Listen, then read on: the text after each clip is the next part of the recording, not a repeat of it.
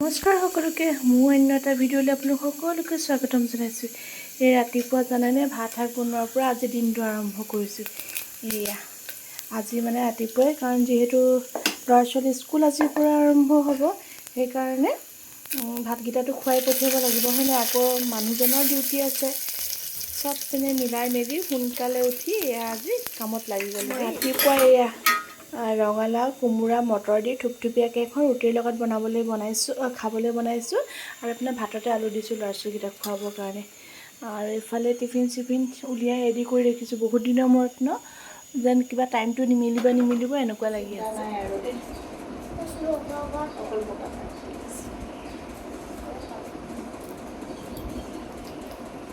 আজিৰ পৰা আৰম্ভ হৈ গ'ল আৰু মই শুই উঠিয়ে চব্জি বনালোঁ। এইপিনে ভাততে আলু দি দিছোঁ, জোলৰ লগত খালেও খাব, আলুৰ লগত খালেও খাব। তাৰপৰা টিফিন কিন্তু তাহাঁতৰ আজি নিজে বনাইছে দিছোঁ, প্ৰথমৰ দিন সেইকাৰণে ভালকৈ পালে ভাল পাব আৰু আজিৰ পৰা চব বস্তু টাইম টেবুলত মিলি যাব আৰু উঠা মেলা খোৱা সকলোবোৰ। এইফালে আইমন ৰেডি হৈ আইমনকো খুৱাই দিওঁ দিয়া। জোতাযোৰ পালিচ কৰিব আছে, তাৰপৰা দি দিব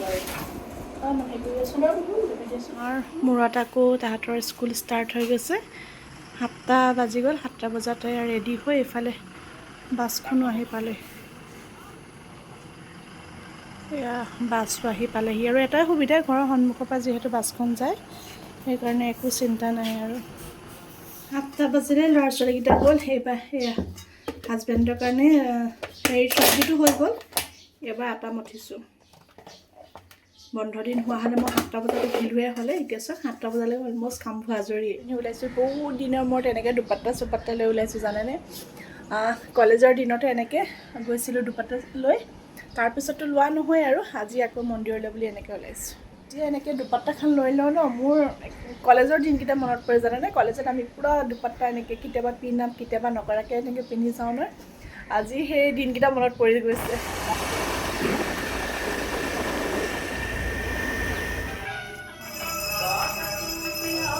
মন্দিৰৰ পৰা আমি আহিলোঁ। এতিয়া দুজন হস্পিটেল চাবলগীয়া আছে দেই নহয়। 9টা বজাই নাই এতিয়াই, মানে 9টা বাজিব নালাগে বাৰু। শুই উঠাৰ পৰা ৰ'দটো এনেকৈ ওলায়। এতিয়া মানে ভৰ দুপৰীয়াৰ নিচিনা হৈ আছে। আজিৰ পৰাতো স্কুলবোৰ ষ্টাৰ্ট হৈছে। এতিয়া বহুত কাম কৰিলোঁ দেই। মন্দিৰ গৈ আহিলোঁ, হস্পিটেল গ'লোঁ, গাড়ীত তেল ভৰালোঁ। আকৌ এতিয়া নিউ মাৰ্কেটতে কাম এটা আছিলে আপোনাৰ গেছ এজেঞ্চিত, সেইটো কৰি মেলি এতিয়া ঘৰলৈ যাম। মানে বহুত কাম কৰাওঁতে লাগিলে। সোনকালে উঠিলে সঁচাকৈ সকলোবোৰ কাম ধুনীয়াকৈ হৈ যায়। এতিয়া 2 মিনিট ৰখিব লাগিব, সেইকাৰণে ৰখি আছোঁ। স্কুলৰ পৰা ল'ৰা আনিলোঁ, আনি ধুম ড্ৰেছ চেঞ্জ কৰি কাপোৰ ঠিক কৰি এইপিনে পাকঘৰত সোমাইছোঁ দেই। আৰু ভাত যিহেতু মই বনাই থৈ দিছিলোঁ সেয়া লগে লগে এতিয়া ভেন্দি আলু ভাজিছোঁ, এইফালে দালি বইল কৰিছোঁ, অমলেট কৰি দিম, এনেকৈ খাম আৰু। এতিয়া আকৌ ওলাইছোঁ দেই হেৰিলৈ, ভাগৱত পাঠ এভাগ আছে আমাৰ ইয়াতে লগৰজনী ঘৰত। ৰ'বা এচিটো অন কৰি যাওঁ, বাহিৰত বহুত গৰম জানেনে। ছোৱালীৰ প্ৰজেক্টৰ কামৰ কাৰণে থৈ আহিলোঁ। এতিয়া আকৌ নিজে ভাগৱতলৈ যাওঁ। দিটো নকৰিবা ব'লা। সত্যজিতৰ আজিও দেৰি হৈছে, সেইকাৰণে সকলোবোৰ কৰি মেলি নাই গৈ মেলি আহোঁগৈ এতিয়া। এয়া চব চাদৰ মেখেলাযোৰ পিন্ধি লৈছোঁ, দেখাইছোঁ দেই। এয়া বহুত পুৰণা কাপোৰ হয়, অলপ দেখাইছোঁ। এয়া পুৰণা মানে বহুত। মোৰ এতিয়া ছোৱালী শান্তি হোৱাই 4 বছৰ 3 বছৰ হ'ল তাৰ 2 বছৰ মানে এই কাপোৰযোৰ মোৰ 6 বছৰমান হ'ল। কাণৰ পৰা লোৱাযোৰ প্ৰথম কাপোৰ আছিলে নুনীকটা, মানে খুব প্ৰিয় হৈ আছে মোৰ। মাকে পুতেকে টুইনিং কৰিছে দেই। এইফালে বৌ আহিব, আমি গোটেইখিনি ওলাইছোঁ আৰু ৰাতি পৰিৱেশটো ঠাণ্ডা হৈ আছে।